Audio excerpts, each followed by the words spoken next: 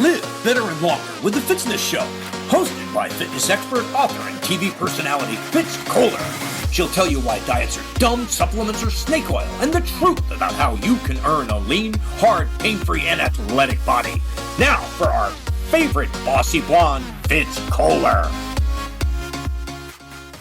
Oh, hi, team. I'm Fitz Kohler, your incredibly bossy fitness pro from fitzness.com, and welcome to the Fitzness Show. Today, we have a Soapbox episode, and I have not one, but two fantastic guests who I met a couple of weeks ago where they interviewed me on their podcast. It's Unconventional Wellness Topics, and the show Irreverent Health. And I had so much fun chatting with them that I said, would you come on my show? And they said, yeah. And so we're going to do Soapbox, where I'm sure you're familiar with the type of show this is, but I just said, hey, give me 7 things you're passionate about, 7 things you want people to know.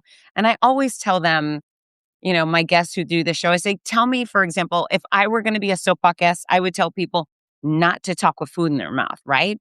Or I would tell them how important sleep is to health. So there's things I'm really passionate about that I wish society at large would adopt my way of thinking and believing and acting. And so that's kind of where we go with Soapbox. Before we get there, if you haven't done so already, don't forget to click the like and subscribe. If you turn on the notifications whenever I come on and I make happy noise and I start bossing you around, you will get notification, and then I can help you do better and be better. And dinglings, if you have yet to get the new book, what are you doing? Pay attention. It's you. Supercharge the exact formula for fitness, weight loss, and longevity. And I will make every aspect of your life ragingly better if you buy the dang thing. That's at fitzness.com. Buy it for me. I sign them all. I throw a little Fitzy sticker in there so you can actually take me with you and I can harass you wherever you go. And yeah, the book and the follow. And that's the important business.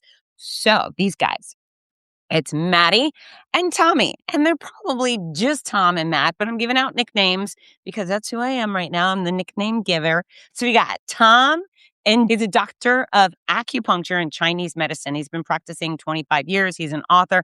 He's an educator. He's a speaker. He owns Charm City Integrative Health, and he's a pretty smart guy, as is his partner. That's right, Maddie Hampton. He is the Chief Strategy Officer for Envoy Design, and he's run a bunch of marathons and Ironman. He's an endurance athlete. And between the two of them, they just kind of get it, right? They've got the physical side of fitness and the Chinese medicine side. You know, I stay in my lane. I don't know too much about that. I've experienced it. I've enjoyed it, but I'm no pro. So anyways, I love them, and I know you'll love them too. So welcome, Maddie and Tommy. What's going on? Thank you for having us. Yeah, that's awesome. I love your intro. I should pay you to do ours. I was actually worried that some of my topics would be offensive, but I think your audience is into it. Yeah. Like, I kind of want to be degraded a little bit now. Yeah. That wasn't bad. Do I seem like I'm into that? The degrade? I mean, I think plenty of people make a living doing it, and it's a great. You know what? It's all circumstantial, and there's a place and a time, right? So, yeah, definitely. There you go. And are we okay with me throwing a Y on the end of your first names? Definitely not a problem here. I mean, I'm not gonna argue with you. I have plenty of people that call me that, so it's funny. Good.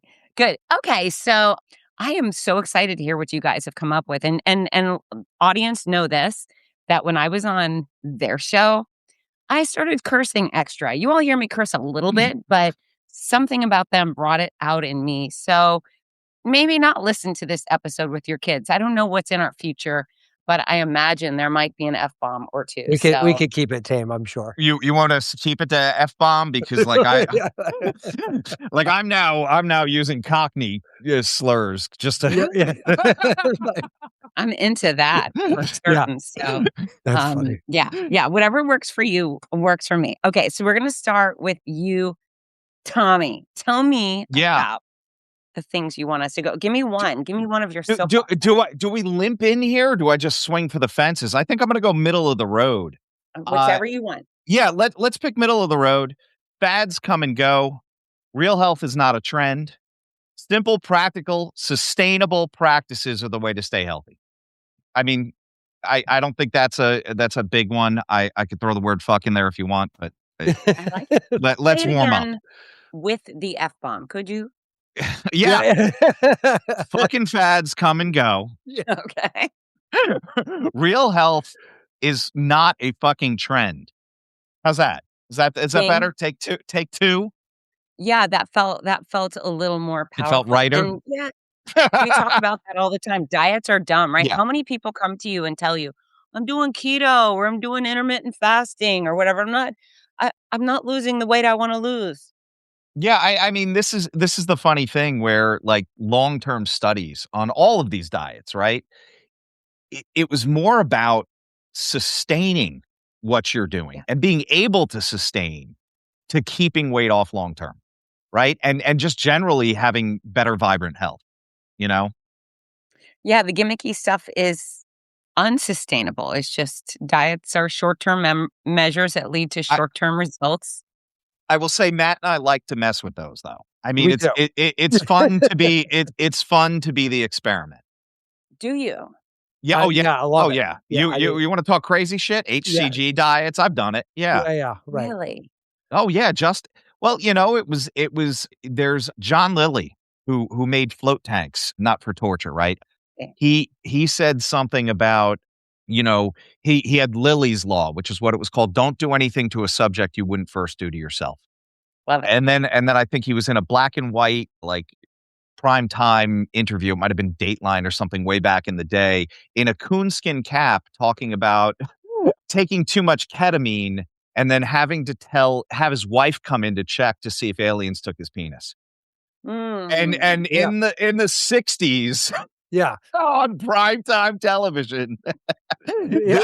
this PhD drops that, and the host's face just goes like ghost. He's just Yeah. gone. And I'm like, I like this guy. Yeah. This guy's on to what's not something. to like, right? Yeah. Right. Totally. Visionary. Right. And did the aliens take his penis? That's really what I No, wanted to know. his wife assured him it was still there. Oh, good. Okay. I was worried for a second. You never know with the aliens. You, In fact, you never know. I was over in the Vegas area between Vegas and St. George a couple of months ago, and people told me keep an eye out for the aliens, and I was trying. I didn't see any. I was very disappointed, but there was I mean, opportunities, I believe. One day we had somebody on our show tell us that the way to get in touch with that is just to ask the universe earnestly to show you. So Okay. like every day I wake up, I'm like, show me the aliens, show me the aliens. We had our buddy Dave the Mystic, who we mention on almost every show. He did a little reading for me after. And at the end he goes, yeah, so if you start doing remote viewing, don't mess around with the moon. The aliens there will come and mess with you back. Yeah. I was like, that's kind of terrifying, man. Like, I don't know what that Moon means. off the list. Check. You can go anywhere, just not the moon. Yeah. Okay, so this is kind of on the same topic, but off. When I go to the airport, it feels like weekly. Yeah. Always, it's a 6 a.m. flight out of Gainesville, Florida. So I leave my house at about 4:30, and that show Coast to Coast. I don't know if you've ever heard it, but Yeah, on AM radio. Yeah. Yeah, it used to be on Well, AM. it's FM here in Florida, I guess. Well, I think it also streams too now. I mean, it's been Yes. around forever. It's aliens, it's Ouija boards and ghosts and exorcisms, and there's quote unquote experts on all this stuff. It's just, I look forward to it so much. I get in my car and I just want to hear the wacky shit that's playing, and it's Fitz, we have a lot of perfect. quote unquote experts. Like there's a lot of those floating around. And Matt and I, like, it's funny because we'll have PhDs that have published papers, and we have these in-depth conversations, and then Matt and I are like, I don't know how to verify anything this remote viewer is saying, Yeah, right. but I fucking love it. Yeah. Yes. Yeah, it's a fun show in that regard because you're like, I don't know, like the Dave the Mystic stuff. Like, who knows? He told me I was married to my wife 4 times out of my 237 lives. 4 of them have been with this person, and some of them she was the husband, some of them I was the husband. They're Oh. all over time frames. And I'm like, I got nothing to prove or disprove this, so Right. I'm just gonna we're just gonna go with it. Let's Yeah, go on Tell the me ride. more. Let's tell me more, man. Yeah.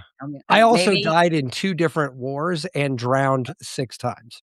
Lord. So bigger question is, how the fuck do I keep drowning? Like, I mean, that seems like You stay out of an the water, odd man. amount of time to drown. Yeah. I mean, Wow. Get it Yeah. together, Maddie. like, seriously. just somehow remember in your DNA when you reincarnate to learn how to swim. Yeah, exactly. Well, now in this life, I was like on a junior Olympics swimming, Yeah. and I was Oh, like, good. lifeguard, you name it. Maybe this is me atoning for all those stupid drowning deaths. Compensate. I'm going to get it right this time. I feel like you need to give me Matt the Mystic or whatever his name is. Yeah, Dave. Oh, he would come on in a second. That guy's They would amazing. come on, blow your mind. Yeah, Okay. it's wild stuff. Talking about his buddies stopping cars in the street with his Oh, yeah. mind and stuff. Oh, Phenomenal. Okay. We're moving over to you, Maddie. Tell me Yeah. what is on your soapbox lists. So I'll start it a little easy too, and actually it builds on inspired by Tom's, but this idea that progress kind of hurts, and so people kind of shy away from it. And what progress always reminds me is 2 million years of us spinning around this blue ball, like evolving as humans, didn't happen by us sitting around doom scrolling TikTok. Like we had to get up and get our shit moving, and we had to like fight things off and club people and like forage for stuff. So like this idea that progress should come in a bottle or a pill or a one-shot thing is like really sort of it rubs my DNA the wrong way, if that makes sense, right? Like I just don't get it. And so I think that's where I'm going with the first one. I love it. I love it. It's funny how many people they'll look, well, I need to go get my supplements. And it's not that if you're deficient in some nutritive element, you shouldn't have a supplement. Maybe you're low on iron, fine, get it. But fitness does not come at a nutrition store. I mean, our ancestors who all are ripped. I mean, gosh, all the statues dedicated to the super ancient folks, they are shredded. And they didn't have a gym and they didn't have a GNC. They were out there chasing their food and tossing stones, and they were incredible, right? And going to vomitoriums and get off your ass and do something. Is that your tip number one? Get off your ass and do something. Well, and more importantly, just expect that that's the process, right? Like, and I think that's the real part that I lean in on there is like, if you're going to do anything worthwhile, and this doesn't even have to be just fitness, but if you're doing anything worthwhile, it's going to suck to get there, generally speaking. It's very unlikely that this super transformative thing is just going to plunk out of the sky and hit you in the face. Like, it's just not realistic. Well, and then it's not very exciting if you're accomplishing things that are easy, easy grasp. It's the hard work. It's the things that require a little bit of misery on the way that are so precious, right? Yeah, and those stories are the ones that are fun. I mean, for us, it comes out in the show, but like, and it's a great platform to do that. But I mean, when you're sitting around, a campfire or a bar with a couple friends shooting the shit, like the stories that everyone want, like at the edge of their seat, waiting to hear, probably kind of sucked for you. Right. Like it was probably, it's great with hindsight, but at the time you're like, God damn it, will this just end? Like, so yeah. A little misery, a little touch of that. I like it. Touch of misery, yeah. Or as the bio nerds would say, hormetic stress. They embrace the suck. Yeah. Embrace the suck. Yeah. I mean, that's definitely in my Ironman and marathon days. That's definitely like a mantra for sure, right? That's on every t-shirt and placard and cardboard sign being held up by 5-year-olds for their parents. Like it's everywhere. Yeah, well, anytime I announce a race and it's in terrible weather, I just tell the people up front, like, these are going to be the best stories. Whatever happens today will be a story worth telling versus the race you ran when it was a balmy 60 and overcast and no clouds. Yeah. You've got some tales to tell after this one, folks. And we will be right back. My brand new book, You Supercharge, the exact formula for fitness, weight loss, and longevity, is out right now and has something for everybody. Ladies, chapter Full Throttle Femininity is dedicated to all the things you think you can't control, including menopause, weight loss, maintaining muscle mass, building bone density, and earning yourself a vajayjay of steel. Guys, chapter Man Mode was written just for you. You'll learn how to combat menopause, tune up your ticker, banish a beer belly for good, maximize your muscles, and earn the most powerful pecker on the planet. From the ground on up, from the inside and out, let's supercharge your body and mind and make you unstoppable. Order signed copies of You Supercharged at fitzness.com in the United States, Amazon, everywhere else. We're back. Okay, Tommy, what's up? Next. Okay. All right. I'll hit both of these because it's going to piss off a lot of people. Perfect. But I'm not sure. Do I hit the biohacking douchebag bros first or the people that do their own research? Yes, go for it. So let's start with the do your own research because then I'll check that one off. It's earlier up on the list. The bulk of Americans are so scientifically illiterate that they can't do their own research. It sucks. Have you been on PubMed? Do you know how long it takes to read and interpret a study? And then you have to compare that to other studies. So, it's not, I follow this person on Instagram and they said this, right? And I follow plenty of fucking people on Instagram and they post stuff and they're like, okay, here's 15 studies on this. This one says this, these 3 say that. And then you have to sit there and Google half the goddamn terms.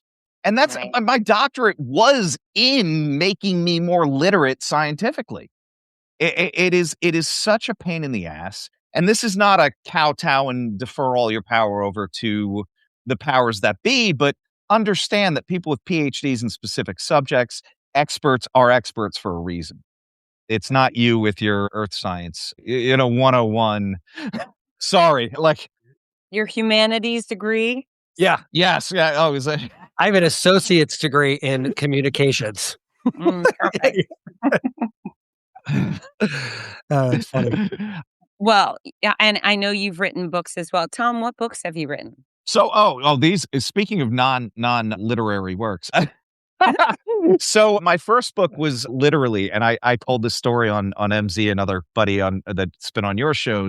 Matato. Everybody knows him as Matato now. Go on. Okay. Yeah. All right. So he goes, oh, you've been published. And I'm like, yeah. The first book I wrote was literally because somebody said, where have you been published? And I started listing journals. No. What book do you have? I'm like, motherfucker. Yeah. So I wrote a book called You Got Sick, Now What? And it's 7, basically little tricks and tips from East Asian medicine to help you kind of recover from colds and flus a little bit quicker. Okay. Now, when I talk to a publisher about it, they're like, you swung a little too hard and some of this is a little too advanced. And I'm like, grandmas in China do this shit on the regular. What are you talking about? Yeah. And they're like, oh, Americans can't do that. And I'm like, you're right. You're right. But the second book was I could actually pull that called The Cupping Book. Matt actually wrote an intro for it. Nice. And it is how to do home cupping. It gives you all the different tips, Even comes tricks, with and cups. tools. Well, the special limited version came with cups. Yeah. After this, give me your address. I'll send you a box with some I would love the that. book and some cups. Yeah, definitely. But- Will I get the bruises, the cool guy cup bruises? Yeah. of course. So That's I the did only it. reason we do it, Fitz. Unless you have a mark or a story, what's the point, Right. But yeah, so I wrote basically all these over-the-counter type tools, right? A lot of practitioners out there are using the suction cup kit with the gun, and I'm like, Ooh, yeah, you go to Dongbang. Dongbang. Yeah, Dongbang's a very well-known Korean medicine company. They make some acupuncture tools, they make cupping sets. But those you go to H Mart, buy the kit off the fucking shelf. That's not so for me, I do fire cupping in the clinic, which is traditional and traditional globally as well. But I'm showing people how to use these little press-on suction cups. It looks like a little half ball, and well, now I'm not going to be able to get the stick. But you literally push it on. And He it looks gives like you a fire dancer when he's doing the real version, though. He's got flames. And Oh my shit God, on there's fire. a torch. It's a You torch. wear when I hear- loincloth and Yeah. stuff like that. the patient's mostly face down, so no one knows. Yeah. But yeah, I mean, it's I feel bad when other practitioners are like, oh, I don't do fire cupping. I'm like, bro, how often as an adult do you get to have an open flame in the house? Yeah, game on. It's like, let's do this. What happens if you burn the place down? Fuck it. I don't like my landlord. Yeah. That's what insurance is for. Right? I'm insured. Yeah. So my physical therapist, he dongbangs me sometime, and it's just the greatest That sounds conversation. tight. I want that as a t-shirt. My Yeah. dong banged me. My physical therapist dong banged me the other day. Yeah, and what I would say, Fitz, I like those cups. The problem is, and this is where the glass cups really excel. There's a wider lip. right? So when it sucks into the skin, it feels a little bit more comfortable. It's a little less bitey.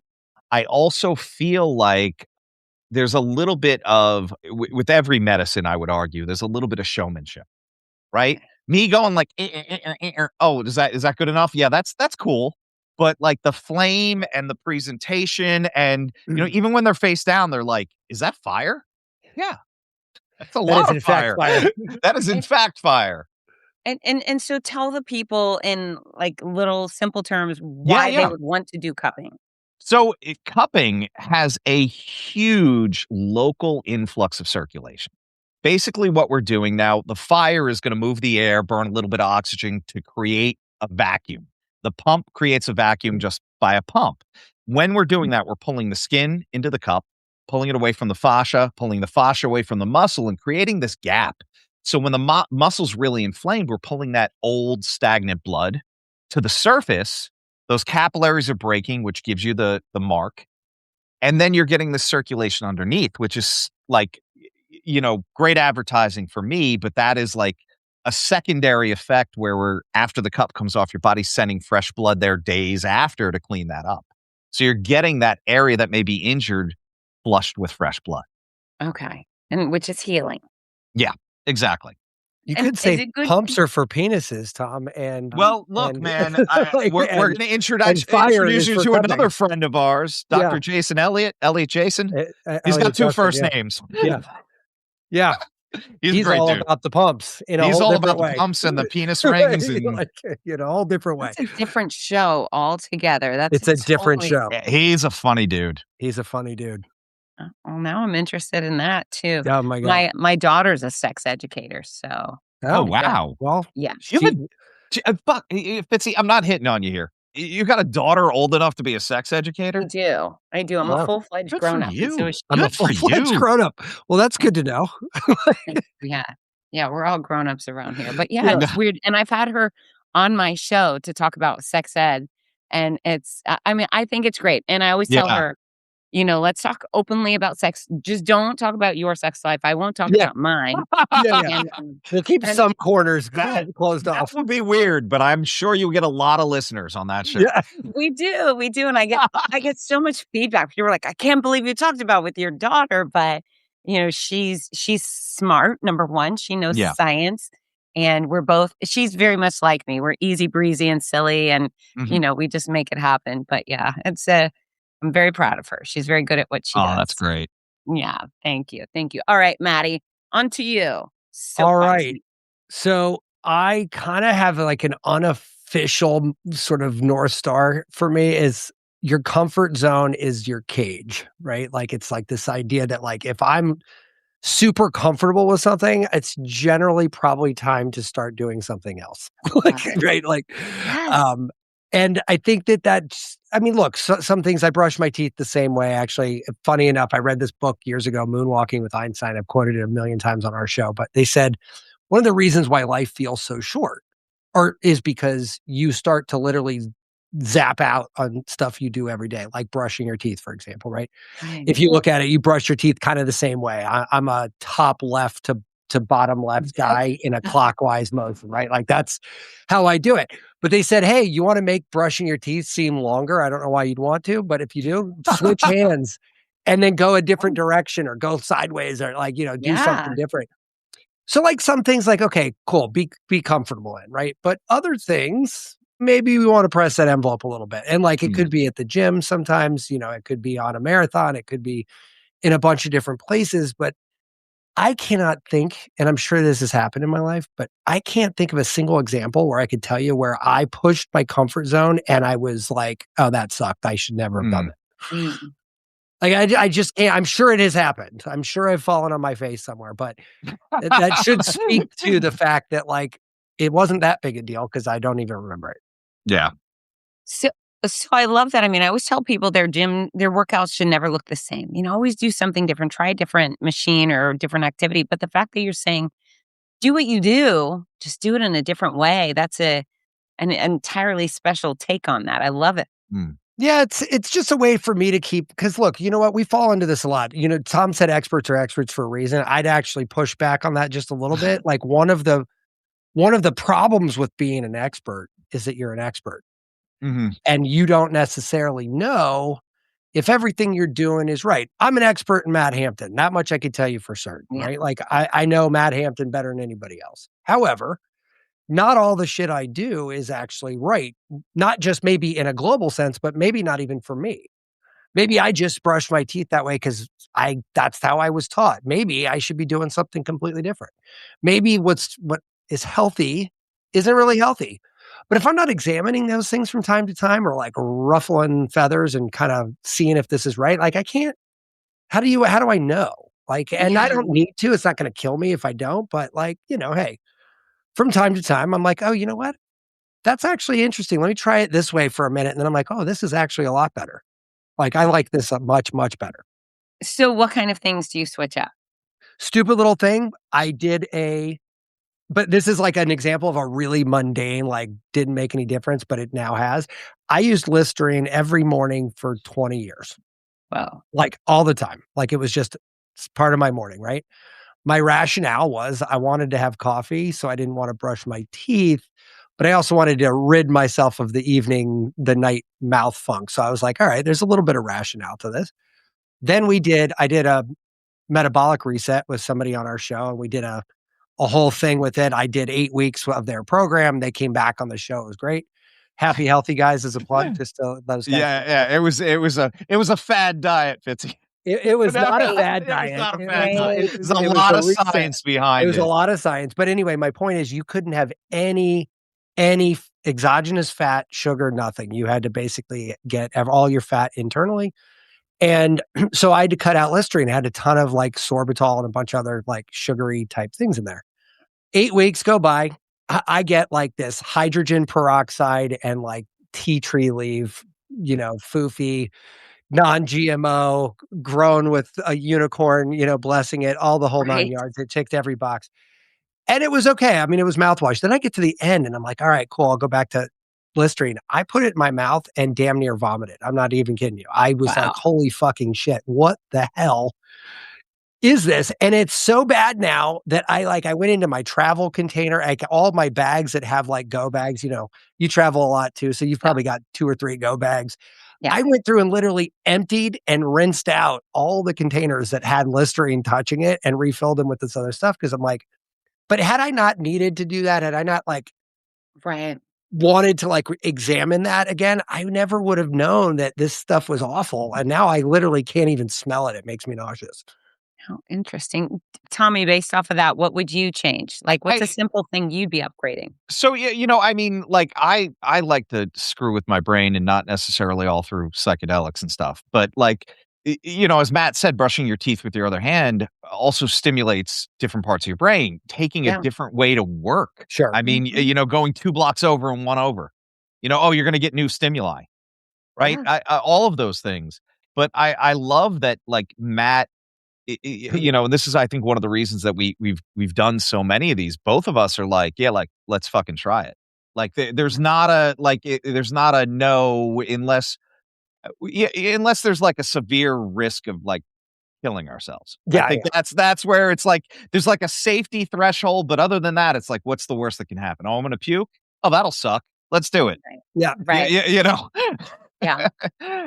Yeah. I'm And with then the you on gauge that. on severe is malleable. Yeah, yeah. What's the severeness of this severe, right, Joey? Yeah, my philosophy for many reasons became if there's no bleeding, bruising, or broken Yeah. bones involved, I'm game. And the bruising I can handle. It's the Yeah. bleeding and the broken bones I'm not down for. But Yeah, I'm okay yeah, with hopefully bleeding, your I think. listeners are thinking about something. Even start with the simple stuff. Maybe you're going to sit in a different chair at breakfast, or you're going to, drive a different route, listen to different type of music, whatever. Yeah, Something. when I used to be a teacher at FIT and Pratt and a couple other art schools, right? Like so these are all artsy people. You'd think they wouldn't be so bound up by stuff. Yeah. I think almost exclusively, whatever arbitrary circumstance led them to a desk or that first day has now somehow become the thing they have to do the rest of the semester. Like almost without exclusion. And I'm sitting there going, so think of it this way. You woke up this morning, you brushed your teeth, maybe with your right hand, left hand, who knows? Could be Right. anything. You go, you get a coffee, you do this, you come to class, you're walking through the hallway, you get in there, you're the first in the room, the 31st in the room, whatever. All these cosmic coincidences that have to happen for you to walk in at that exact moment. And then the cascade of randomness that makes you choose that Mm. seat on that first day. Now all of a sudden, it's like canon. Like fucking God came down and said, no, you can only sit here. Like the Right. next 80 classes that they're like fixed in that thing, like it's a rock tied, and I'm like, why? Don't you think I look or sound different maybe from the back of the room, the front of the room, the corner, the center? I mean, like, I Right. don't know. Will I you don't make a new friend over there? make I a new mean, friend over there. Yeah. yeah. Someone's going to be hating on you because you're in their seat over there. Go make friends with that person. Right. Sure. Piss Why are you in somebody my off. seat, dick? Yeah. So like it could be applied to so many things, Yeah, I like that. Get out of your dang comfort zone. Tommy, what's up? What's up? Oh, let's shit on biohackers. Let's do All that. right. So, Matt and I were both kind of we were into the term. We liked optimizing ourselves, and then COVID hit, and a few other things started to happen, and I think the veil kind of got pulled back. They do not give a shit about community health, about other people, as long as they're going to be okay. Who's they? And biohackers in general, it's like, well, I'm optimized, so what do I care if that person's sick or that person dies? True health needs to be in a community. We are social animals. I have a whole bunch of these that are like anti-government and but like really, like we're forgetting that we're a community, Yeah. and the weakest people in our community don't actually make the stronger ones stronger. They keep the whole group weaker. So you should be infinitely concerned with how sick the sickest people are in your group. And that doesn't mean we euthanize them. That means we support them more than the healthiest. Right. Sorry, Yeah. I'm going to get like a very, very social wellness in a minute. We'll keep going then. I'm waiting. Yeah, Yeah. no. We got others within that, but like the tech bros, when they're all like, "Well, I take my vitamin D and I don't need to wear a mask," and it's like, yeah, but that person that has chronic illness, they can't necessarily fight off an infection as well. So you're just telling them to go fuck themselves, and that was really upsetting to me as somebody in healthcare for 25 years.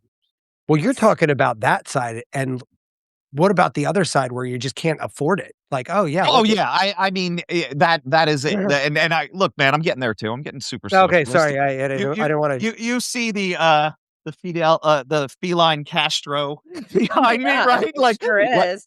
I don't know if his name is feline Castro or It's Castro, right? I think I don't know. I have several different versions of his name, but the idea that like, look, man, you can't have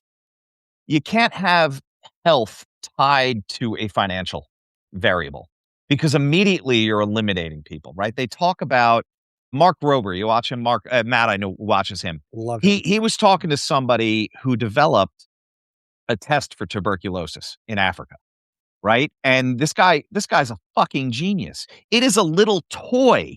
It's a little spinner top with a little vial in it. You take a pinprick of blood and you can use this and spin it. It's paper and string. Wow. And then you can look at it with this little crystal drop as a magnifying glass to see if somebody has TB. And it is so amazing. And his thing said, every time we move that decimal place to the right, we've knocked out glues of people that this is accessible to. So the whole test kit was less than $1 US. And that impact on that community is huge. Now, I'm not talking about $60,000 worth of stem cells in your face, your penis, I don't know wherever else everyone's putting them. But it really, these practical things that help everyone feel better. We need that kind of innovation. We need that kind of support for those things, and cutting that funding just makes society as a whole less healthy. Yeah, so it's interesting. I think the real hardship on our countries, and I'll stick with America right now, is our Yeah. economy is lack of health, and that's not the lack of medicine, it's lack of health. It's I lack got of one on that. exercise. That's by Yeah, design. Yeah. overdosing on That- junk food and Sure. alcohol and bad behaviors and excuses. yeah. People choosing to be really unhealthy, and then they choose to be a burden. They Yeah. can't afford all of their diabetes medicine or their heart surgeries or Yeah, their and I amputations, wouldn't and then it's everybody else's issue, even I those who also are. wouldn't blame I wouldn't blame those people because they're in this system, right? Oh gosh, we have to lay blame on the Uh, individuals because there's enough information now that not people not when the know better. system if no, but like I'm going to push back on this one because healthcare companies, specifically drug companies, they don't want to sell cures, right? They want lifelong customers, and those people have to be sick.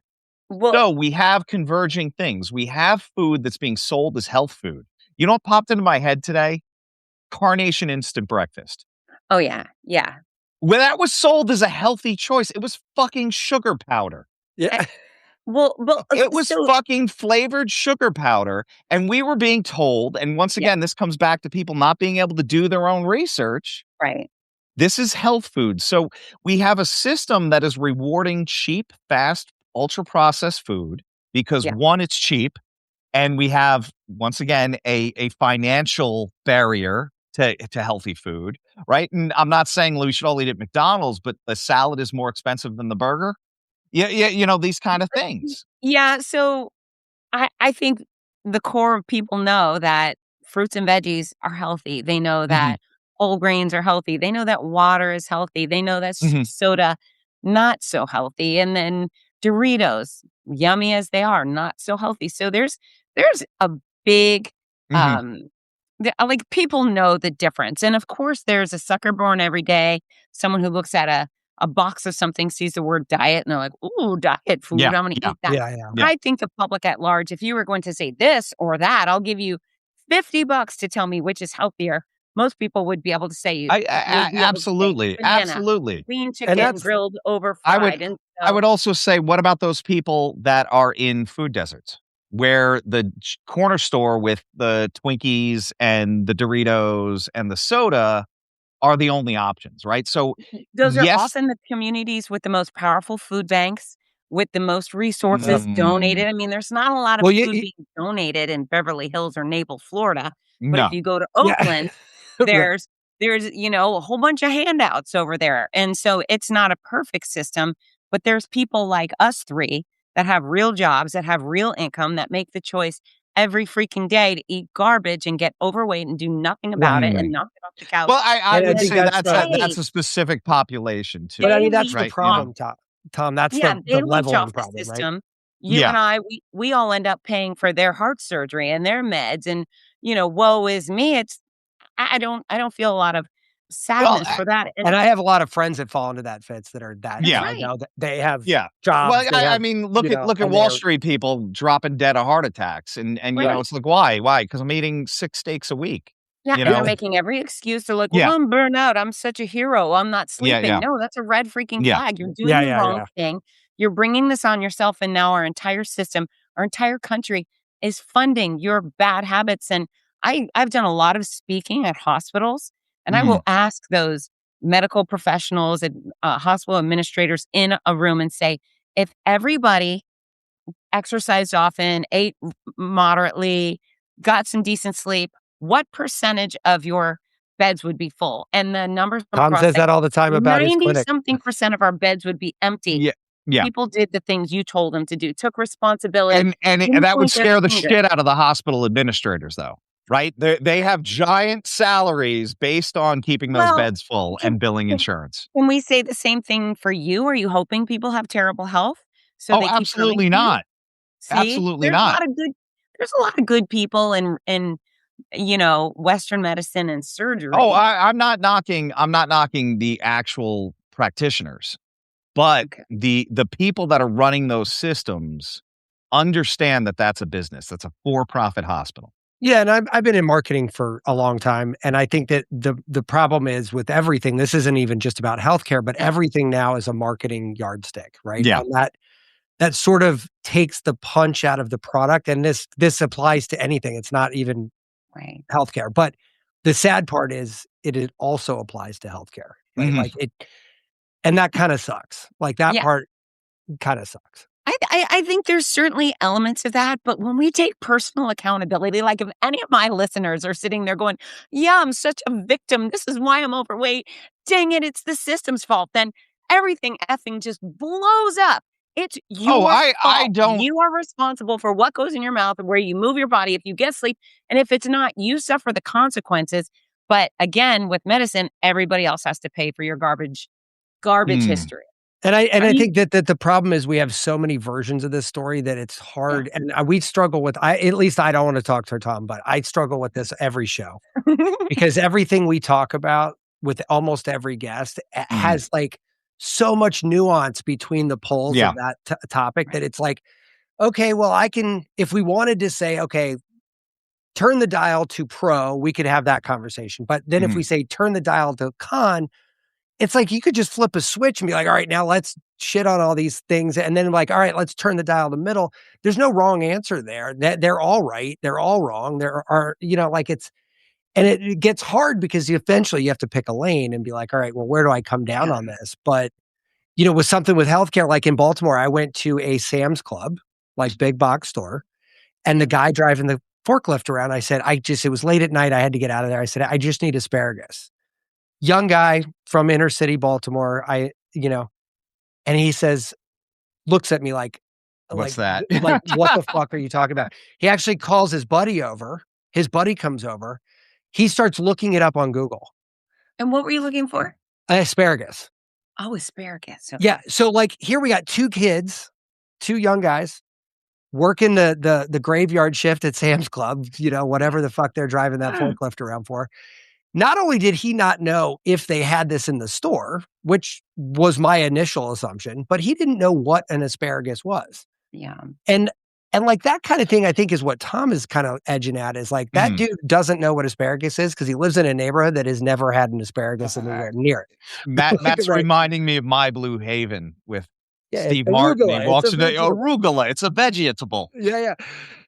And like, that's when I'm like, had I not had that experience, then I'd be like, because listen, I am. But does he not know what oranges are? Or is it just like his family? Well, that's a never great cooked question. I was so asparagus? My mom flabbergasted, I didn't cook left. asparagus. Yeah. Well, I know, but you knew. I don't know. I mean, I don't know. Look, if I you knew come what from an asparagus- educated I would family, I would so also don't know. assume like if you're in the store, you would know what it sells.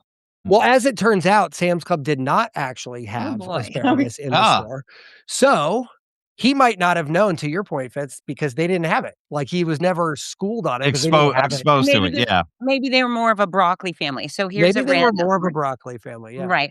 And so I got to tell you, I love the debate. I freaking Love love it. the debate. Yeah. So Yeah. thank you for bringing that. But I actually never did eat asparagus until, I don't know, mid-20s. And I went to my girlfriend's house and she made asparagus. And so I looked and I was like, but I wanted to be polite. So I tried it and I did. And then it was very salty and yummy. She cooked it to perfection. So I ate a bunch of asparagus. And then and like an hour later, I went to the bathroom and I thought, oh no, I'm dying. I'm What dying. is going on? And I didn't want to be like, hey, everybody, my pee smells so weird. Run me to the hospital. Yeah. So it took a That while is to the figure funny that part out. of it. I did that with beets, but I I was thought just I was gonna say, I bleeding thought that was internally. Does beets make your pee smell? No, it makes it red. but like you eat enough and red comes out of your butt. And I thought for sure I was dying. I was like, oh my God. my wife made pickled beets and I like ate a jar of them. They were great. And then the next day I'm like, oh shit, I think I gotta go to the hospital. You just show up at the hospital. My pee smells. It's just They're like, are you an idiot? I had somebody, and I don't think she made it through the acupuncture program with me. And she was super nerdy, real sweet girl. And she goes, when I was in my undergrad, I was doing some research on the amount of the whatever that compound is that makes your pee smell like that. So she's walking around with a gallon size container of her own urine. And she goes, I don't know why it upset so many people. I'm like, 'cause you're You're walking around with a jar of piss. It's like, this is I'm full on fucking weird. That's 100% easy straight lane. That is not like that. Carrying excrement around, it's gonna get some heads turned. You should not do that. It was for science. Yeah, let's not do that. Leave that in the locker. Thank you. Okay. All right. Yeah. Maddie, I'm coming back to you. And that was great, Tom. Thank you. Oh, no problem. Are you looking for the perfect gift for a loved one battling cancer? The Cancer Comeback series by Fitz Kohler offers hope, inspiration, and practical guidance. With Your Healthy Cancer Comeback, My Noisy Cancer Comeback, and The Healthy Cancer Comeback Journal. These books are a lifeline for all patients and survivors. Right now, you can order autographed copies at a special discount. Show your support and help a loved one go from sick to strong. Visit fitzness.com today. That's FITZNESS.com. Fitzness.com. Let's see. So I think another kind of big one for me is like time is the only currency I really give a shit about. You know, like it is really the only currency that matters, right? You know, we talked about decimal places. A mutual friend of ours said real kind of flippantly, like money is ridiculous. Like it's just commas and decimal places and they shuffle around and like it comes and it goes. It's, you know, but he goes, but time, click. Nope, that's not coming back. Click. That one's not coming back. Click. That one. And I'm like, I'm just like full body terror. I'm like, oh my God, we just wasted enough. Oh, there's another one. There's another one. Yeah. Yeah. And you're just sitting there making it very aware that that's not coming back, right? Like if I lost $1 to you, I lost a bet. Well, I mean, eventually, hopefully I'll get another $1 to backfill that dollar's place. But like I don't have that luxury with time. And so if you look at the world through that lens, that comfort zone, a bunch of the stuff that I've talked about already, or we'll talk about before we finish, kind of all feed up to that master. Because it's like, look, man, we only have whatever time we have. And like, I can't sitting around in a comfort box at 72 degrees Fahrenheit, like air conditioned and, you know, padded room. I mean, I might live longer, but it's probably going to suck like a lot. So like, let's just make sure. And then people who waste my currency, therefore become infinitely more sort of my enemy kind of guy. I've seen that happen with Matt recently. Yeah. Yeah. I was like, oh yeah. That's pissing him off. Yeah, because like, look, you said we're all grown-ups here, right? We're all grown-ups.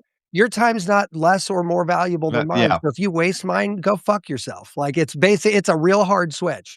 Like, you know. Well, and tardiness, man, that really can be a rude thing. Someone made the statement, I don't know, 20 years ago, but they said showing up late shows no respect for the other person's time. And I thought, oh my gosh, I have to be respectful of their time. So it's very important. And I've had friends who were chronically 20 minutes late to a luncheon or whatever. And it's just like, forget it. I'm not, you don't care about me or what's going on in my life. So Tom, you notice how she casually brings up lateness when I was in the wrong room. You know, I don't want to tell you what she was saying about you before you left. we actually, Tom and I were discussing quality of time, like using our time wisely before you shout up. So yeah, that's a big one for me. I was telling her how I almost got thrown out of the doctorate program. And maybe deservedly so. Probably. I was a horrible person that used the F word. But you know what, Fitz? It's also like one of those things where you're like, hey, somebody asked me I have a client who I just recently let go, but he's like pays me a decent amount of money actually to tell him what the right way to do this is. Yeah. At every possible juncture, he ignored what I told him. Like at every possible juncture. And then when his project failed and it flamed out in a big, big way, he's like, I don't understand what happened. I'm like, I do. Would you like to hear? Yeah. I haven't told you. 3 weeks ago, you sent said email. You know, and he, you know, listen, full disclosure, I'm very aware of how abrasive and obnoxious I could be when I turn into that mode. And it's like, it's not it's on purpose. Like, this has now gone to volition Matt, where I'm like, okay, it's time for Matt to really let it go. And I don't care at that point because I'm like, look, you have absolutely wasted every minute of my time. And great, you paid me for it, but I almost, not quite, would be like, Right. I'd rather have your money back and let me call you a dick than not. Like, it just felt very much like, I don't know why we're in this relationship if you are not going to respect this, right? And so, Yeah. whatever. What Yeah. can you I do? call those people ask holes. Yes. Yeah, yeah, yeah, yeah, There you yeah. go. I Yeah. love They, that. they don't ask. Yeah. Okay. Yeah. All right. That was the time. Click. Can't get that one back. I'm Nope, gonna No. click. live with that. Tom. Ooh, okay. Let's do this one. I'm going to change it up a bit, and this one's near and dear to my heart. I really feel like we're seeing a resurgence of traditional medicines across the board, whether it's hoodoo, garden witches, whatever you want to call them, and of Okay. course East Asian medicine. And part of the reason is because their view is looking at mental health, emotional health, Yeah. physical health, spiritual health. They're not reductionist, right? So they're taking into account those less tangible things that Western medicine has never focused on. That's not You know what? really inflammatory at all. I should have picked something No, nasty. no, no, and it's so valuable. Those are things that I didn't have any real experience with for a very long time, and Yeah, then I tried acupuncture. It's funny, I'm a needle phobe, and so I was yeah, physically training a woman who was an acupuncturist, and she said I was nauseous, really sick during pregnancy, and she yeah, goes, yeah. "I can help," and I was like, "Yeah, no thanks, no needles for me." And then she'd come in, I was sick, and she goes, "You know what? When you're sick enough, let me know." And I finally Mhm, said, mhm. "Okay, What an fine." And acupuncturist then, thing to say. huh?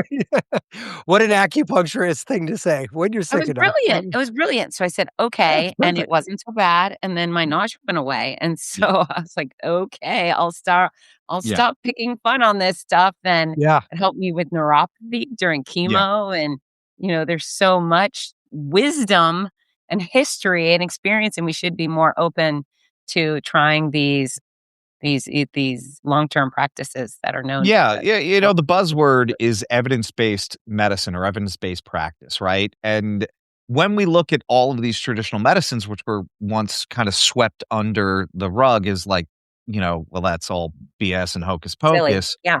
They did that. They did that over a long timeline, thousands of years, I was where just gonna there say was it's only a couple thousand years. yeah, yeah, and now, especially from the East Asian medicine realm, specifically acupuncture has over 50,000 published peer-reviewed studies. Incredible. And the way that they worded things traditionally may not be the way we would say it here in the West, but oh shit, that's actually happening. Is always one of my favorite. Oh my God, no, they're actually not making that up. Yes, it does cause stem cells to regenerate. Yes, it does, stimulate the immune system. Yes, it does kick out these neurotransmitters. Well, how does it do that? Oh, that's the chi. I love that one. I Yeah. can go cop out like at the end. Oh, we have no idea, but it does happen. Yeah, yeah. It's the chi, you know. You know what I also never hear is I never hear negative consequences. I never hear someone say, "Oh, I Yeah. am damaged goods because I tried acupuncture." Look, it's one of these things.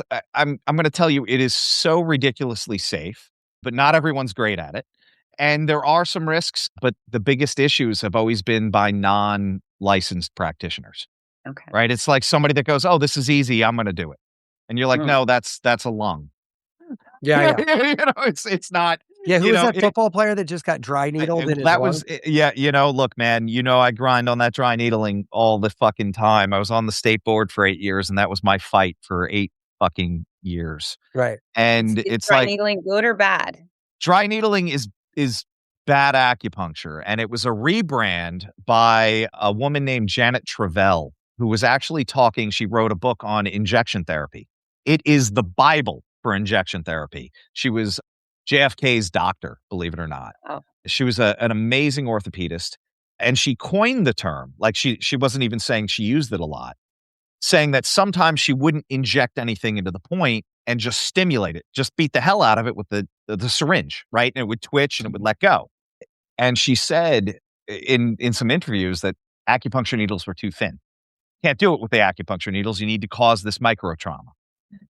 Turns out no one would sit there and get jabbed with a syringe repeatedly.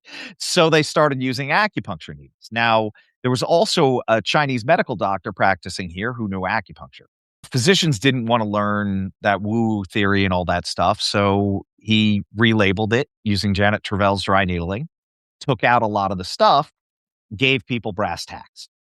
So it kind of, wow, this is a weird kind of like American history lesson. But with that, they all started doing dry needling for musculoskeletal stuff. And even that, yeah, it's relatively safe, but come on, man. Your whole thing was you do cadaver labs. You should know where the fucking lungs are. Yeah, it's safe until somebody who doesn't know what Until they're somebody doing accidentally does punctures your something lung, dumb. Yeah. right? Which is what happened recently in the NFL. In the right? Like, NFL, yeah. right. Some guy got dry needled by some schmuck who didn't know what the hell they were doing. And Well, I'm sure he took the weekend course. yeah, What happened to the football player? I'm not familiar. He recovered. he recovered, but it took the wind out of his sails, literally. Yeah, So- I mean there was an Olympic judo person that ended up having to get opened up all the way around the side, around the ribs to repair the lung.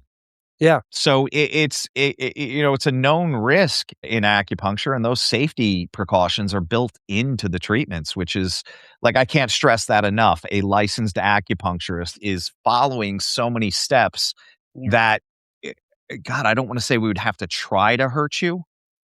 Yeah, it's unlikely. It's very unlikely. The risks have really been mediated. And, thousands of years of practice development has done that. Well, I think it's all pretty neat. I'm very interested in it now because I've seen the proof in the pudding. And acupuncture, cupping, massage. There's probably things that I haven't been doing yet, but I believe in it now. I believe. Yeah. All right, Maddie, what's on your list? Pace planning. I learned this from military guy. Military guy? Yeah. A military guy told me about pace planning, and then I've seen it in movies and stuff since. But anyway, PACE is an acronym for primary, alternate, contingent, emergency. And it's such a dumb little thing in the sense that, like, oh, well, this can't possibly, help anything. But if you think about, if you just kind of in your own mind think like, okay, everyone has a P, right? Everyone has a primary, right? Like I want to go do this thing. I want this outcome. But almost nobody, very few people anyway, have an A, like an alternate. Okay, well, what happens if P doesn't work out? Like what's my next go-to? Practically nobody has a C, which is like the contingency. Okay, well, if this shit goes sideways, what is like the contingency? And then zero people outside of the military have the E, right? But here's what happens when you actually put that into practice. And I do software a lot. This is very handy there. I do like athletics stuff a lot. I do these little weird health experiments. Making those decisions in a different nervous system than when it's going pear-shaped is infinitely valuable information, right? Because making decision from a nervous system through your nervous system is almost never the right idea. Your clarity of thought does not come through your nervous system. And so if you have your primary and alternate not work out, your nervous system is on overdrive, right? You are not thinking clearly.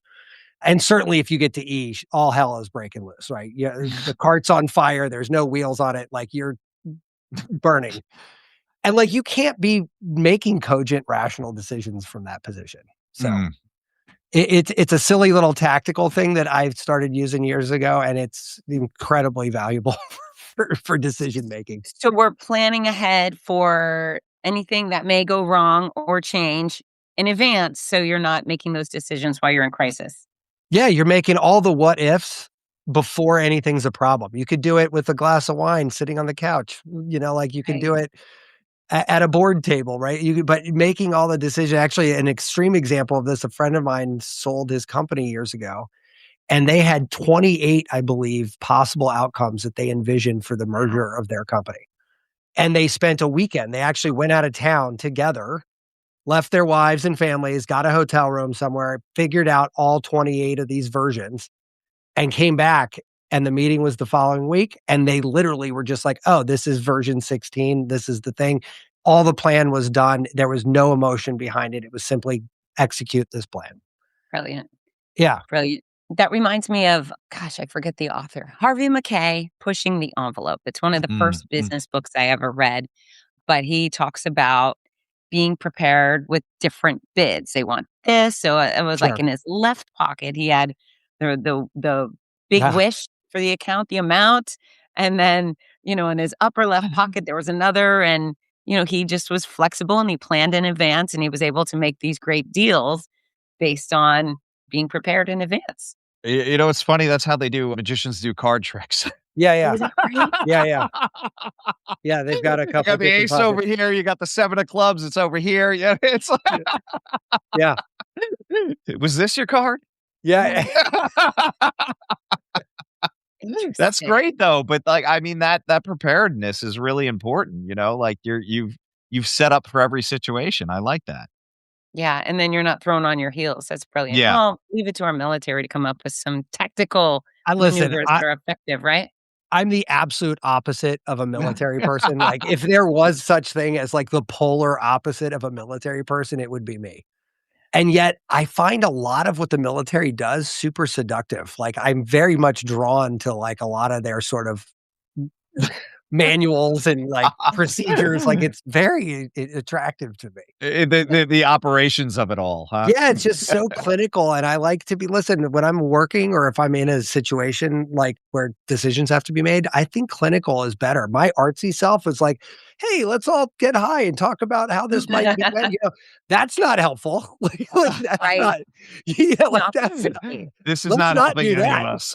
Yeah, right, and so, like, I don't know, certain things I have to kinda abdicate. I have to, like, cut off the artsy side of me. Yeah. Nope. Like, no, just Oh, so funny. All right, let's go. I want you both to look at your list, whatever's left, and pick Oh. one more thing you want to go Oh. over. I don't want to keep you forever I got because it. I have a few more questions when we're done. Yeah. Tom, Ooh. I'm Tommy. I'm I'm gonna leave you with a kind of an Aristotle quote here. And I think Matt and I have kind of circled around this a couple of times. We are what we repeatedly do. Excellence then is not an act, but a habit. Right. So keeping consistent, whether or not we're changing up how we brush our teeth or drive to work, That's right. but the fact that we're showing up and doing the work is the most important thing, right? So progress over perfection, consistency is going to get you there. I always talk about how important meditation is in my life. I'm a shit show now. I don't know. Like, I definitely don't have an E without meditation. Really? Yeah. So that consistency, I know Matt gets upset because when I talk about my Muse I do not get daily upset at all. I think I tracker, love it. Yeah. I'm almost at 2,600 days in a row. That's well over 7 years Yeah. of daily meditation. And it was when I started having the consistency that I saw the results. Okay. And you know how why do Tom and I are meditate? partners?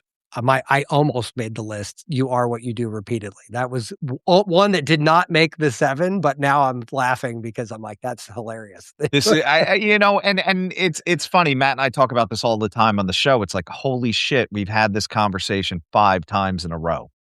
Those themes keep coming up, and Right. like, you book when you're available. We don't plan which guests are coming on. And those consistency themes, I mean, they run pretty deep. They're like almost universal. Like, how do you get good at remote viewing? Keep practicing. Yeah. Yeah. Like, Yeah. Well, I hit the same themes on the regular because they're vital elements of yeah, health Yeah. and Right. fitness, right? How do I ignore sleep? It's going to come up, right? And so it's nice that you guys have tenets that you believe in so strongly because they actually work, right? Yeah. My morning ritual is ridiculous, but I swear by it. And like, you know what I mean? Like, so I wouldn't change it for the world, but I Except do with it every left day. hand. Huh? Do it all just do it with your left-sided. left hand. Yeah. Just do it with your left hand. Yeah. Oh, yeah, tell me more. Okay, and what's your final item to share, Matt? Ooh, this is a toss up. Okay.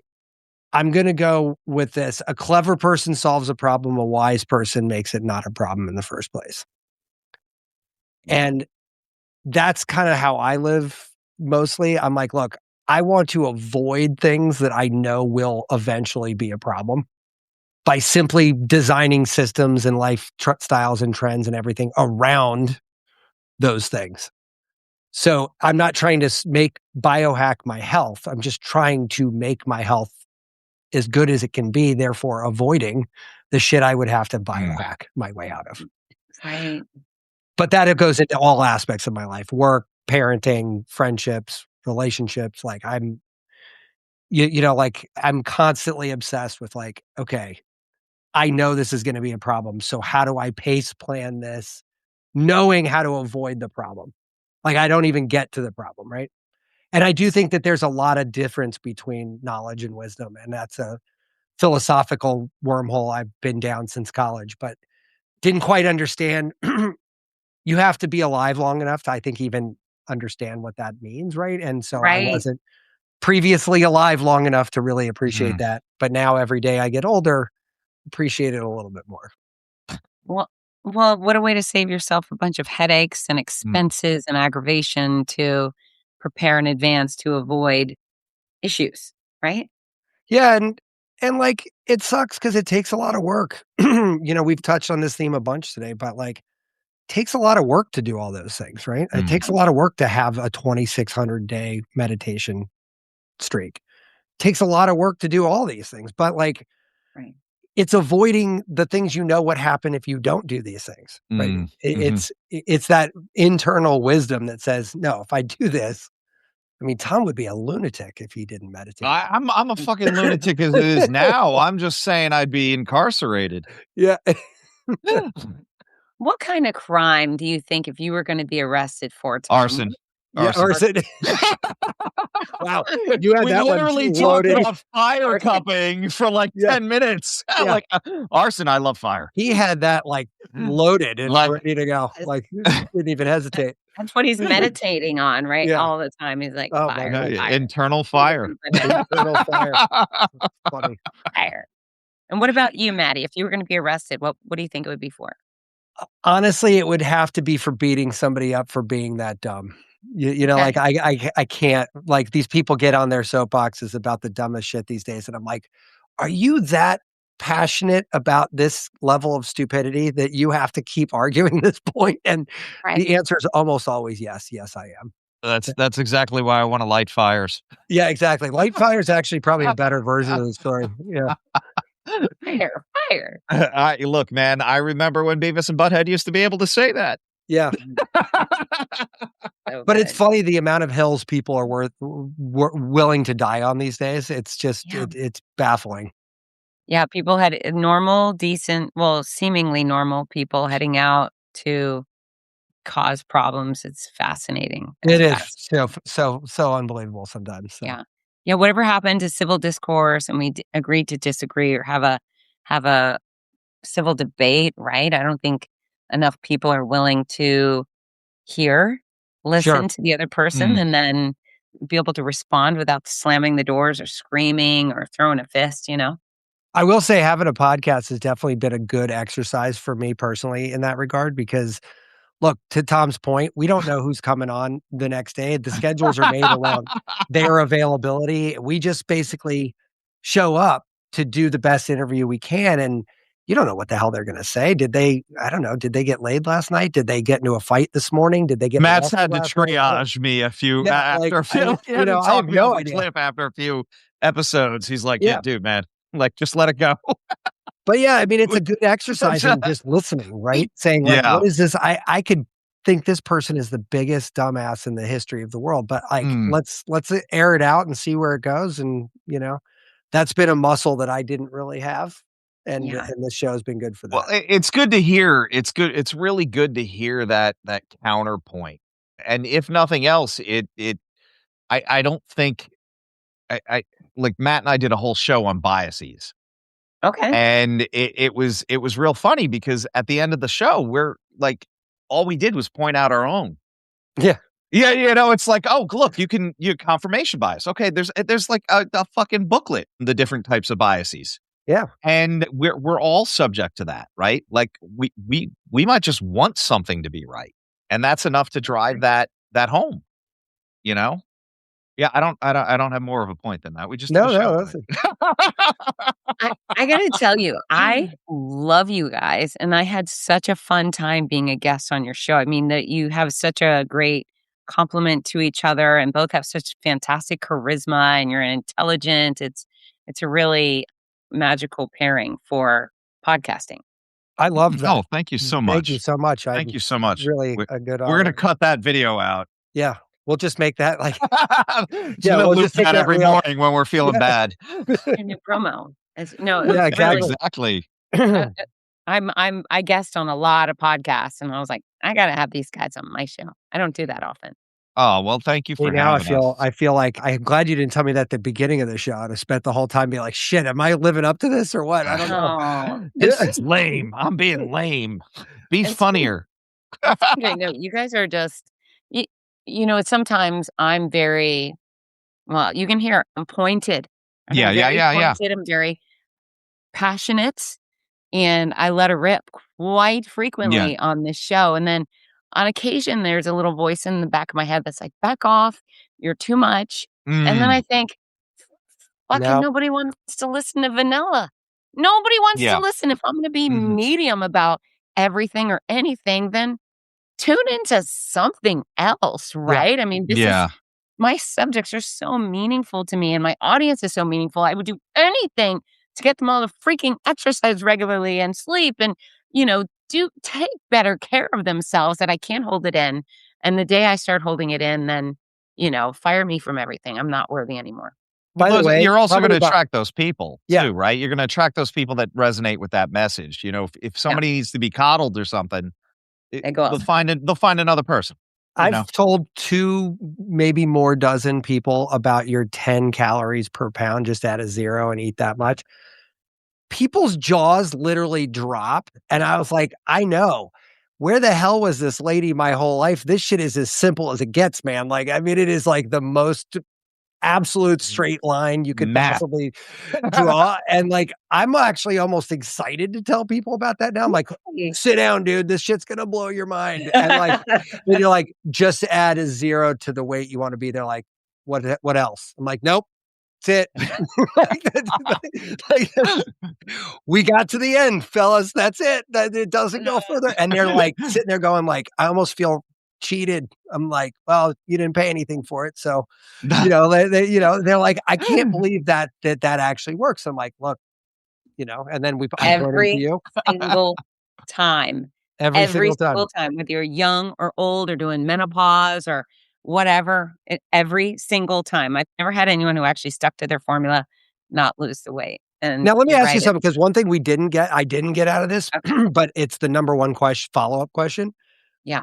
What is the event horizon on adopting that habit where one should expect to readjust? Now, obviously, there's a lot of variables in there. If I'm 300 pounds and I want to be 150, there's a lot more time that has to elapse. But is this something that you like generally starts happening fairly quickly, or is this Yeah. something that takes months to years? Yeah. Well, generically, someone who's smaller, weight comes off a little slower because they have less to lose. So if I want to lose 5 pounds, it might take me 5 weeks.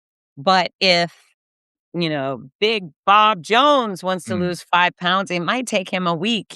So Sure. here's the thing. Sometimes people say, well, when I get to my goal weight, can I start eating more? And I said, well, only if you want to go back to being bigger.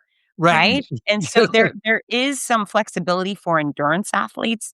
If you're going to go do a 60-minute Zumba class, you don't need to up your calories to match that. Sorry.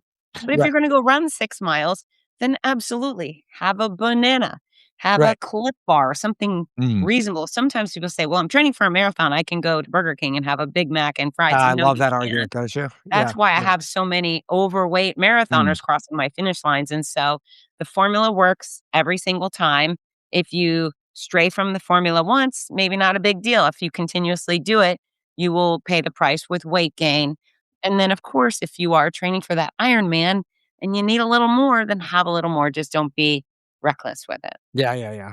I've done Yeah. 7 Ironman, by the way, and I ate like a bird. Like, I did not need I had those stinger packets was like what I had on race, and like, that's it. Like, I mean, I did not I mean, you know, so I was never like that. Oh, let's eat McDonald's or something because like that would make me nauseous for like a week. Oh God, that does not Yeah, sound like yeah, something you want to be running on. yeah. Oh, No. Even No, those like and mythical carb days, right? I'm sure you've seen this, right? Like my carb day is like I'll eat a roll at dinner. like it's like okay, maybe I'll get ooh, some pasta. yeah. Yeah, it's interesting with the formula. I adopted it once I learned about it. Maybe I was 20. I lost 45 pounds, and then Oh I've wow, wow, kept it. Yeah, wow. I used to be, I was never, like, round. There was too much of me. There was, right. more More of you neck than there and is now. boobs and Yeah, belly and hips and thigh, all this stuff, and it wasn't who I wanted to be. But I've stuck with that formula ever since then, and it was one of those moments where I put my foot down. I had actually lost a lot of weight. I was a competitive kickboxer, Mm, and oh I'd taken off a decent amount of weight, and I went to the after party after my first fight, and it was a sports bar, and there was all the chicken wings and the sure, fries and all the jalapeno poppers. everything, Like, and I looked and I was like, "Yummy," because I was really hungry. But I also looked in the mirror and I thought, I'm finally down to the size I wanna be, and so I took out my credit card and I purchased a salad and a grilled chicken salad, and I had some ice cream later, but I decided the yummy food was not worth sacrificing this new, what I felt to be a gorgeous body that I yeah, wanted to maintain, so the folks in my scope of influence that have lost major amounts of weight, 50, 100, 150, 200 pounds, those that keep it off are those that still manage their intake. They never let it go. They say, "Okay, this is my caloric budget. Every day I'm gonna stick with it." They might write it down for several years. I do it in my head. I always mhm, know where I am with my caloric intake, and I'm not dieting and I don't deprive myself. I just choose healthy foods and I max out. I weigh 117 pounds. So guess how much I get? 1,170, maybe 1,200, and that's enough for me. If I were a big dude, I'd need more, but mhm. sure. but But it your works goal well. weight wouldn't be 117 either. Like, you know what I If mean? you were Like, a big dude, you would if not you're a want to be big dude, you would not 117 wanna be That's pounds. 117 pounds, right? Yeah, Like, so yeah, but I eat so much fruits and veggies that I get Mhm, plenty of food. I'm never deprived, and if I go over a little bit here yeah. and there, no biggie because I mhm. do exercise regularly and blah blah blah. But I'm so happy that you're sharing the formula, Matt, Oh because my it's god, not, yeah. And that to by the way, just to tie this back to our show today, like that is a that's knowledge versus wisdom right there, right? It's like, look, this is a very easy thing. Mm, mhm. I know it works because I've got thousands, tens of thousands of examples of this working. So like, that's right. like I'm avoiding all the problems you will have. Like it's like a perfect example of that. Yeah. Well, I love you guys. So tell people how they can find your podcast and what to expect when they get there. What to expect? Expect a lot of this actually. This is actually Yeah, yeah. very similar to our show. This is pretty much our loose format. Yeah. We don't necessarily have talking points, but yeah, Yeah, it's irreverent. irreverenthealth.com. Yeah, irreverenthealth.com. We are on LinkedIn, Facebook, Instagram. Yeah, we're everywhere and We're all on of the those web page too. yeah. The the web page has The got web all of these pages, links. Yeah. the .coms. The .coms, all of the things, the info webs, yeah. And we are on the podcast side. We're everywhere that shows podcasts. So Okay. Okay. So one of the last things I do with my show is I need a song recommendation. Your favorite song for folks to add to their playlist. You can each come up with one and tell us what kind of exercise we should be doing while listening to your song. Ooh, oh man. ooh, That's ooh. a great question. Holy crap. Okay. Oh my God, there's so many ways to go So with many this ways to now, go with this. man. Okay. All right. So Tom, I think I'm gonna go with Sweet Child of Mine. Nice. Okay, Guns all N' right. Roses. Okay. Guns N' Roses, yeah. Also known as, I think, the best guitar solo ever written. Like that is Mm, mm. transcendental. That guitar solo is next level. Just so you know, I've tried it and I can't do it yet, but I'm gonna work on it. Okay, yeah. No, I tried to play that when I got my Strat back in high school, and I was like, "All right, this is what I'm gonna do." And then I got that first like 12 notes, and I'm like, "All right, but the rest of the song's really fucking hard, so I'm gonna stop with that. We're gonna just stop." But the exercise for that, I think I'm going to have to go with cycle. Like we're going to have to cycle. I could see that. I could see that because that builds, So Yeah. that's like a real good spin class. I'll even kind of say, one. I'll even maybe even go as far as saying like a Tabata cycle. Let's get Okay. real All right. specific, right? Yeah. Love it. Love it. Tom. All tell right. me. And because I enjoy lifting heavy things and not moving too much, I'm gonna go. Ooh. There's a punk band coming out of this, I'm sure. You know what? I don't know if I'm going punk or I'm going Rage Against the Machine, man. Yes. Oh, know your enemy Ooh. to deadlifting, specifically when the bass drops halfway through the song. And solely because I saw an interview with Tom Morello, and he said that I think they played in Sao Paulo, Brazil. And when the bass hit, it registered on the fucking Richter scale. Love. Yeah. And that just went like boom. Yeah, it just like it shocks you. It is basically musical ammonia. There you go. Oh, musical ammonia. That's Yeah, pretty rough. smelling salts right there, Yeah. And then what exercise are we doing today? I'm deadlifting to that. I'm gonna try and max out on that one. Oof. I'll hit that 500 one of these days. Oh my gosh. You're going to need someone to cup your back. Yeah. Yeah. I taught my kids. My kids. All right, guys. Well, I love you so much. Thank you both for being This on is my so show. much fun. Yeah, this Very is great. fun. Maybe we could do it again. Love it. Absolutely. Anytime. Yeah. All right. And finally, I ask of you to tell my audience with gusto to get to work. Get to work. Get to work. Like, see, I told you, Matt. I was gonna Hey, set listen. up. No, Bye, everybody. Love you. Let it go. Goodbye. Bye. Thank you so much. Hi, this is Rudy Novotny, the voice of America's Marathons. We all love how much running has benefited every aspect of our lives, so much so that most of us only wish we'd started sooner. Wouldn't it be wonderful to gift the opportunity to children of today? Well, you can. The Morning Mile is a before-school walking and running program that gives children the chance to start each day in an active way while enjoying fun, music, and friends. That's every child, every day. It's also supported by a wonderful system of rewards, which keeps students highly motivated and frequently congratulated. Created by our favorite fitness expert, Fitz Kohler, Morning Milers across the country have run over 2 million miles and are having greater success with academics, behavior, and sports because of it. The Morning Mile is free to the child, free to the school, and is inexpensively funded by businesses or generous individuals. Help more kids get moving in the morning by visiting morningmile.com. Champion the program at your favorite school or find out more about sponsorship opportunities. That's morningmile.com. Long may you run.